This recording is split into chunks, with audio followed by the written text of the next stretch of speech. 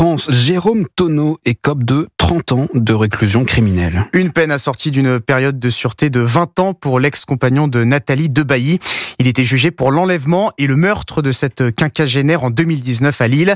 Maximilien Carlier, l'accusé, échappe donc à la perpétuité. Oui, effectivement. D'ailleurs, à l'annonce du verdict, pas de réaction de Jérôme Tonneau, 58 ans. Doudoune sur le dos, cheveux courts et lunettes. Cet ancien patron de blanchisserie à la tête baissée.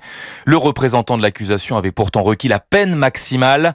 Jean-Philippe Broyard, avocat de la défense. Je pense qu'effectivement, cet homme ne méritait pas la perpétuité, quand bien même le crime commis était abominable. C'est un homme malade, ajoute-t-il, décrit comme manipulateur pendant le procès. Avec 3 hommes de main, il avait enlevé, ligoté, bâillonné son ex-conjointe dans une camionnette avant de l'égorger au cutter.